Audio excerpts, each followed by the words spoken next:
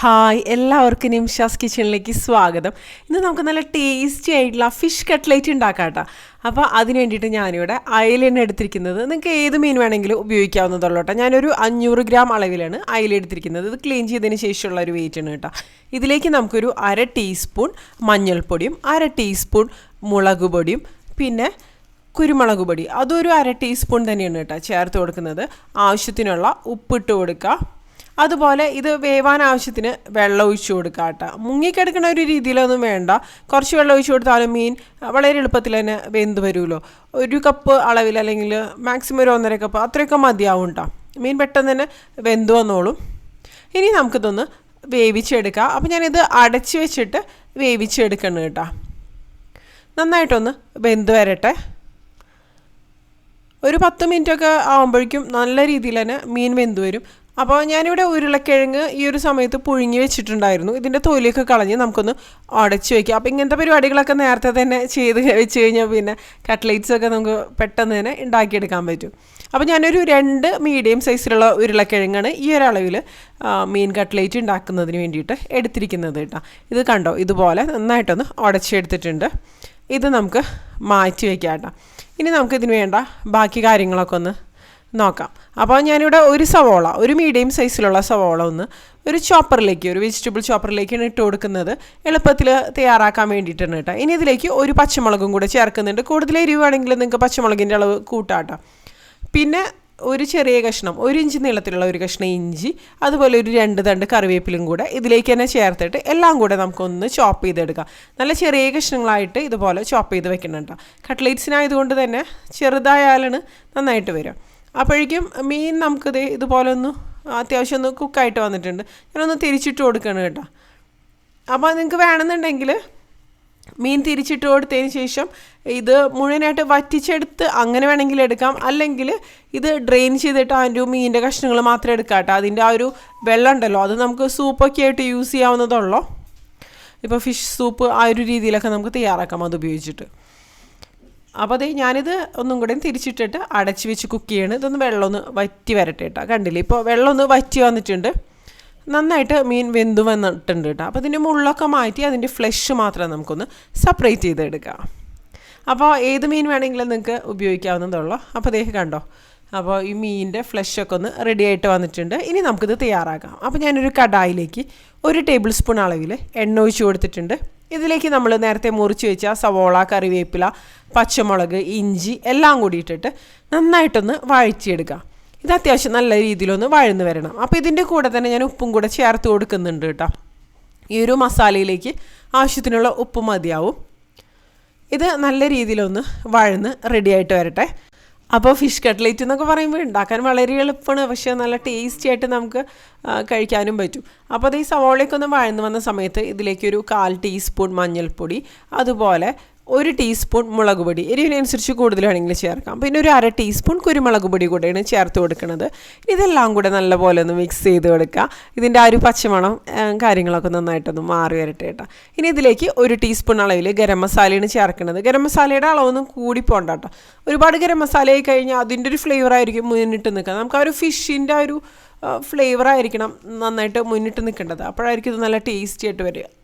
മസാല ഒരുപാടായി കഴിഞ്ഞാൽ അത്ര നന്നായിട്ട് വരില്ല. ഇനി ഇതിലേക്ക് നമുക്ക് നമ്മൾ എടുത്തു വെച്ച ആ ഒരു മീനിൻ്റെ ഫ്ലഷ് ചേർത്തിട്ട് നന്നായിട്ടൊന്ന് മിക്സ് ചെയ്ത് കൊടുക്കുക. അപ്പോൾ ഈ ഒരു മീനിൻ്റെ കഷ്ണങ്ങളൊക്കെ ഒന്നും കൂടെ ചെറുതാക്കി കിടന്നുണ്ടെങ്കിൽ അങ്ങനെ ചെയ്തെടുക്കാം കേട്ടോ. അല്ലെങ്കിൽ നിങ്ങൾക്കിപ്പോൾ ചോപ്പറിൽ ഇട്ടിട്ടൊന്ന് ചെറുതാക്കണമെങ്കിൽ അങ്ങനെ ചെയ്യാം. അല്ലെങ്കിൽ ഫുഡ് പ്രോസസ്സറിലോ മിക്സി ജാറിലിട്ടിട്ടൊന്ന് ക്രഷ് ചെയ്തെടുക്കുകയും എങ്ങനെയാണെങ്കിലും ചെയ്യാം. ഞാനിപ്പോൾ ചെറിയൊരു ബൈറ്റ് കിട്ടാൻ വേണ്ടിയിട്ട് ഈ ഒരു രീതിയിൽ തന്നെയാണ് ഇടുന്നത്. അല്ലെങ്കിൽ ഒരുപാട് പൊടിഞ്ഞു പോയി കഴിഞ്ഞാൽ കട്ട്ലേറ്റ്സ് കഴിക്കുമ്പോൾ അത്രയ്ക്കൊരു നന്നായിട്ട് വരില്ല. ഇങ്ങനെ കിടക്കുന്നതാണ് ഒന്നും കൂടി നന്നായിട്ട് എനിക്ക് തോന്നിയിട്ടുള്ളത് കേട്ടോ. ഇനി അതൊന്ന് ഡ്രൈ ആക്കി മിക്സ് ആക്കിയതിന് ശേഷം ഇതിലേക്ക് ഉരുളക്കിഴങ്ങ് നമ്മൾ ഉടച്ച് വെച്ചതും കൂടെ ചേർത്തിട്ട് നമുക്ക് നന്നായിട്ടൊന്ന് മിക്സ് ചെയ്ത് കൊടുക്കുക. ഇതിലെന്തെങ്കിലും ആ ഒരു വാട്ടർ കണ്ടൻറ്റ് കാര്യങ്ങളൊക്കെ ഉണ്ടെന്നുണ്ടെങ്കിൽ അതൊക്കെ ഒന്ന് വറ്റി ഇത് നന്നായിട്ടൊന്ന് മിക്സായിട്ട് വരാം. അത്രേ തന്നെ മതി. ഉരുളക്കിഴങ്ങ് നമ്മൾ ചേർക്കുന്നത് ഒരു ബൈൻഡിങ്ങിന് വേണ്ടിയിട്ടാണ്. അപ്പോൾ നല്ല പോലെ ഒന്ന് മിക്സായിട്ട് വരട്ടെ കേട്ടോ. ഈ ഒരു മിക്സ് വേണമെന്നുണ്ടെങ്കിൽ നിങ്ങൾക്ക് ഇപ്പോൾ സാൻഡ്വിച്ചിൻ്റെ ഫില്ലിങ്ങൊക്കെ ആയിട്ട് വേണമെന്നുണ്ടെങ്കിൽ ഉപയോഗിക്കാവുന്നതുള്ളൂ കേട്ടോ. ബ്രെഡിൻ്റെ ഉള്ളിൽ വെച്ചിട്ട് ഫില്ല് ചെയ്തിട്ട് നമുക്ക് ആ ഒരു ബ്രെഡ് ടോസ്റ്റ് ചെയ്തെടുത്ത് കഴിഞ്ഞാൽ ഫിഷ് സാൻഡ്വിച്ച് എന്നുള്ള രീതിയിൽ നമുക്ക് കഴിക്കാം. ഇതിൽ ഉപ്പ് കുറച്ച് കുറവായതുകൊണ്ട് ഉപ്പൊന്ന് അഡ്ജസ്റ്റ് ചെയ്ത് കൊടുക്കുന്നുണ്ട് കേട്ടോ ഈ ഒരു സമയത്ത്.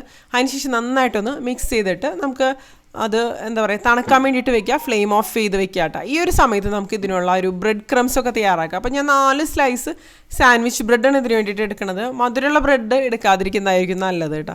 അല്ലെങ്കിൽ ബ്രെഡ് ക്രംസ് റെഡിമെയ്ഡായിട്ട് നിങ്ങൾക്ക് വാങ്ങിക്കണമെന്നുണ്ടെങ്കിൽ അങ്ങനെ ചെയ്യാം. ഞാൻ ഈ ബ്രെഡ് ഒന്ന് പൊടിച്ചെടുക്കണം കേട്ടോ.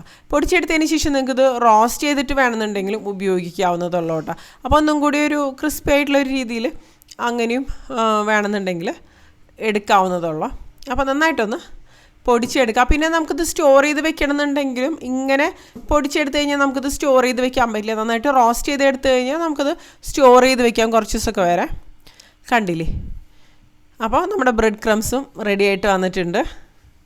ഇനി നമുക്കിത് എങ്ങനെയാണ് തയ്യാറാക്കണമെന്ന് നോക്കാം കേട്ടോ. അപ്പോൾ ബ്രെഡ് ക്രംസിൽ നിങ്ങൾക്ക് വേണമെന്നുണ്ടെങ്കിൽ ഇപ്പോൾ ബേക്കറിയിൽ നിന്നൊക്കെ വാങ്ങിക്കുമ്പോൾ കിട്ടുന്ന കട്ട്ലേറ്റ് പോലെ 2 പ്രാവശ്യം കോട്ട് ചെയ്തെടുക്കണമെങ്കിൽ അങ്ങനെ ചെയ്യാം കേട്ടോ.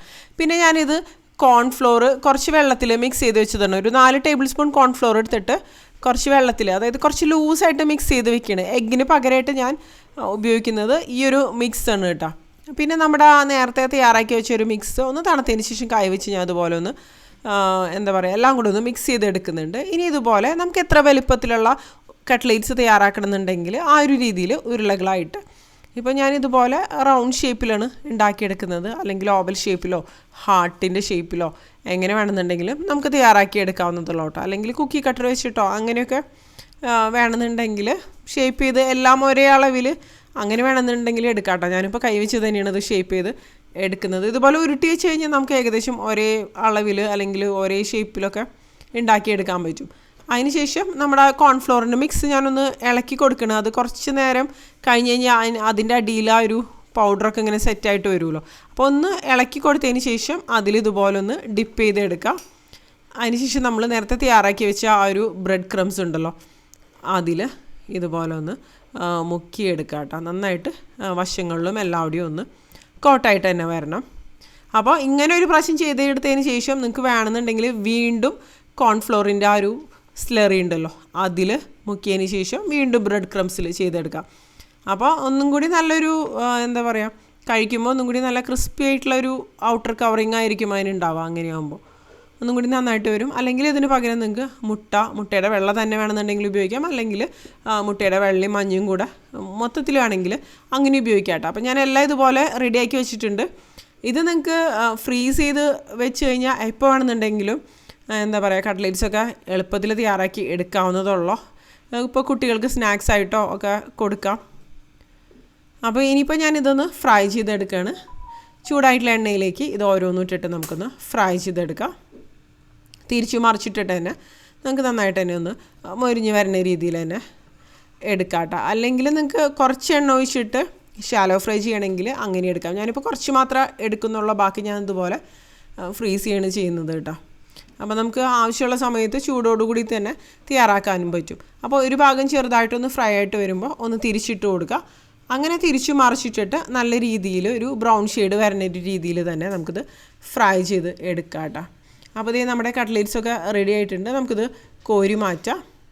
അപ്പോൾ നിങ്ങൾക്ക് ഈ ഒരു കട്ട്ലേറ്റ് എന്നൊക്കെ പറയുമ്പോൾ നല്ല ടേസ്റ്റിയാണ്, നല്ല ഫ്ലേവറോട് കൂടിയിട്ടുള്ളൊരു ഫിഷ് കട്ട്ലേറ്റിൻ്റെ റെസിപ്പിയാണ്.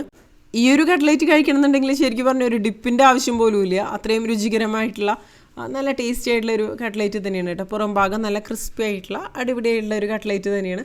നിങ്ങൾ ഈ ഒരു രീതിയിൽ തയ്യാറാക്കി നോക്കിയിട്ടില്ലെങ്കിൽ തയ്യാറാക്കി നോക്കുക. എൻ്റെ അമ്മ സ്ഥിരമായിട്ട് ഉണ്ടാക്കുന്നത് ഈ ഒരു രീതിയിൽ തന്നെയാണ് കേട്ടോ. അപ്പോൾ നമ്മുടെ നല്ല അടിപൊളിയായിട്ടുള്ള ഫിഷ് കട്ട്ലേറ്റ് റെഡി ആയിട്ടുണ്ട്. നിങ്ങൾ തയ്യാറാക്കി നോക്കുക. അതുപോലെ വീഡിയോ കണ്ടതിന് ശേഷം നിങ്ങളുടെ അഭിപ്രായങ്ങൾ തീർച്ചയായിട്ടും താഴെ കമൻറ്റ് ബോക്സിൽ ഒന്ന് അറിയിക്കുക കേട്ടോ.